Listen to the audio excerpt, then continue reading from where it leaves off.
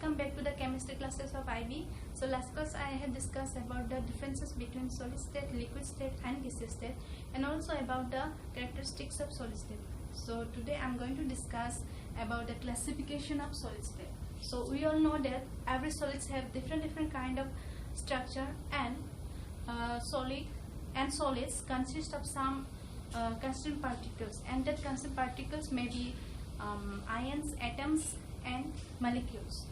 And the reason of having different kind of structure of solid state is the different kind of order of arrangement of constituent particles. So depending on the nature of order that present in the arrangement of constituent particles, we can classify solid state into two types, and they are crystalline solid and amorphous solid.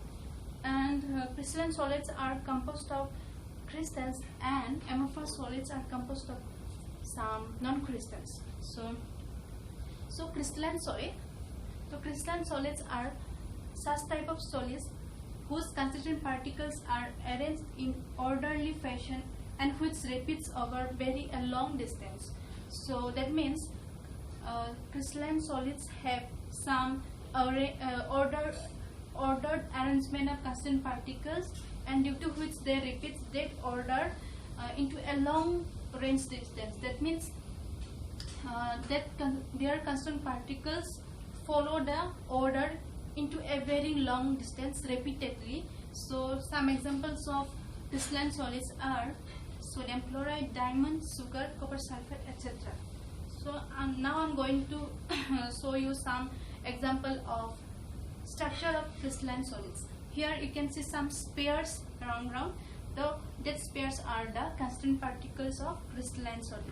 So you can see here that constant particles, that means spheres, are arranged in an ordered manner. You can see here, this is the first row where the spheres are arranged orderly, and again the second row also following the first row in a similar manner, and which is ordered and repeat, and other third row also following the same way, in the same way.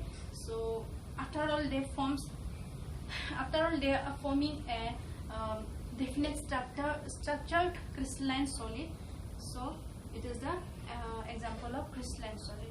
So I can take another example of sodium chloride, which has two ions, sodium plus ion and Cl minus ion, chloride ions, and where they are also present in an ordered manner. You can see here. So now I'm going to represent you the structure of sodium chloride in three-dimensional. So in three-dimensional, I can explain it by taking it. So in case of three-dimensional, we have three axes. So x-axis, y-axis and z-axis. In x-axis, so in the center we have sodium plus ion. So sodium ion is placed in the center, and the other 6 chloride ions surrounding the sodium plus ion. So the other 6, we can place the other 6 chloride ions into along the x-axis here and here also, and another 2 chloride ions can be placed in the along the y-axis here and here, and the rest of the 2 chloride ions can be placed in along the z-axis here and back of the z-axis. So now we can see that sodium plus ion is surrounded by total number of 6 chloride ions. But in case of two-dimensional representation, the sodium plus ion is surrounded by only 4 chloride ions, and where the rest of the 2 ions are impossible to show in the two-dimensional representation, since we have only 2 axes, which is x-axis and y-axis. So we cannot represent the chloride ion that present in the z-axis in 2 dimensions. So now let us move on to the amorphous solid. So amorphous solids are such type of solids whose constituent particles do not have any ordered arrangement, but they have short range order. So some examples of amorphous solids are glass, plastic, quartz and rubber and fused silica, etc. So here you can see the structure of amorphous solid, where the spheres are not arranged in ordered manner. They arranged in ordered manner, but only some extent, only some into a some short range here. So That means they do not have any ordered manner of arrangement of crystalline particles. So this is the example of amorphous solid. So now let us move on to the some examples of crystalline solids, where some of them have water molecule attached and some of them do not have any water molecule attached. So the crystalline solids having water molecule, that means they are known as hydrated crystalline solid, and they are copper sulfate pentahydrate. Pentahydrate because it has 5 water molecule and its color is blue. So another example of hydrated crystalline solid is sodium carbonate decahydrate because it has 10 water molecule and it is white in color. And another example is ferrous sulfate heptahydrate because it has 7 water molecule and its color is green. So now let us move on to the another example of crystalline solid who do not have any water molecule, and they are known as non-hydrated crystalline solid, and they are sodium chloride, potassium nitrate and ammonium chloride. So now let's discuss about the distinction between crystalline and amorphous solid. That means now I'm going to discuss about the differences between the crystalline solid and amorphous solid. So recently I have discussed about these 2 points, which are crystalline solid has ordered arrangement of particles and has long range order, and in case of amorphous solid they doesn't have any order arrangement and has short range order, right?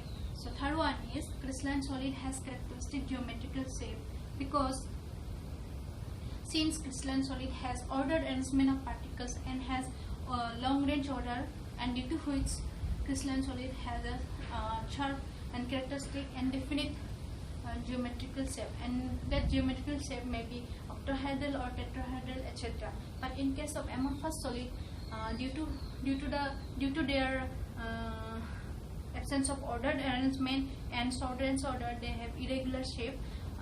Thus we can say amorphous solids are irregular in shape. They do not have any characteristic geometrical shape.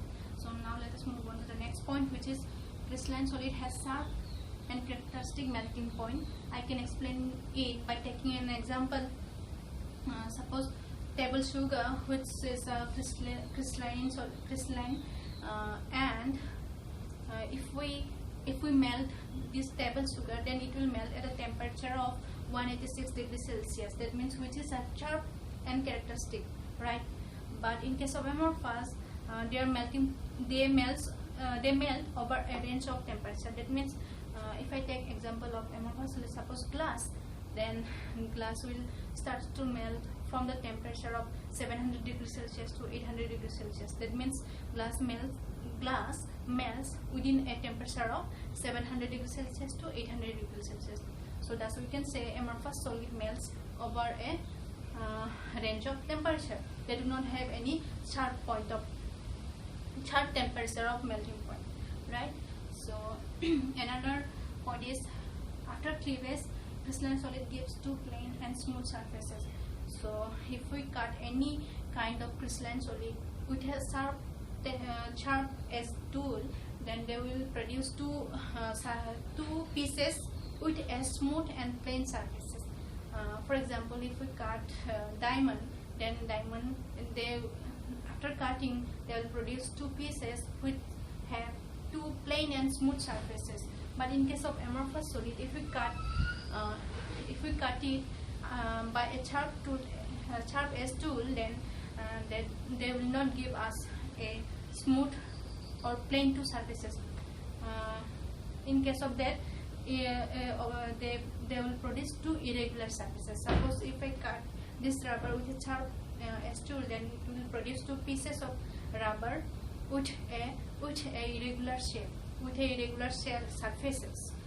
They do not give us 2 plain or smooth surfaces. They will produce irregular surfaces. So now let us move on to the another point, which is anisotropy in nature. That means if we study the physical properties like refractive index or electrical resistance in case of crystalline solid, then we find different kind of value in different directions. That means, for example, I'm taking a crystalline solid which have such type of order of arrangement, in which if we study their physical properties in this direction, then I will get another different type of values of physical property. Again, since their order will be AB type.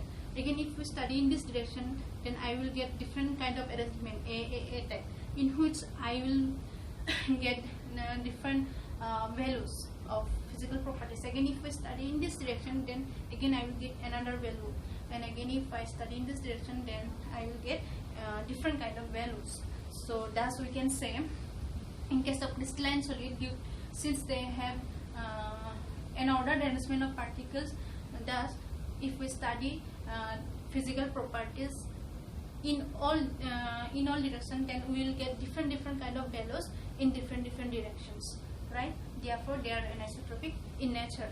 But in case of amorphous, since they have short range order and they are not arranged, so arranged in orderly, so therefore we will get same values in all directions in case of amorphous solid, thus they are isotropic in nature. But in case of crystalline solid, since they have long range order and their particles are arranged in an ordered manner, therefore we get different kind of values of physical properties in all directions. In all directions we get different values. So thus crystalline solids are anisotropic in nature. So now next is crystalline solids are true solids. They are true solids because crystalline solids cannot flow. But in case of amorphous solid, they are pseudo solids or supercooled liquid. They are called as supercooled liquid because they can flow, but slowly, very slowly. I can take example. If in the mirror or doors of all buildings, if we observe, then we get that glasses are thicker in the bottom side than compared to the top side. In bottom side, the glasses will be thicker compared to top side of the glass of the window. So because this is because of the that glass can flow. That means they have fluency, due to which they are supercooled liquid, right? So now let us move on to another point, which is crystalline solid has definite and characteristic heat of fusion, but in case of amorphous, they do not have any definite heat of fusion. So heat of fusion is the amount of heat absorbed by unit mass of material at its melting point that causes phase transition from solid to liquid. That means when a substance from a state from solid to liquid, then that substance will absorb some amount of heat, and that amount of heat is known as heat of fusion. And in case of crystalline solid, that heat of fusion is definite and characteristic, but in case of amorphous solid, that heat of fusion is not definite or characteristic, right?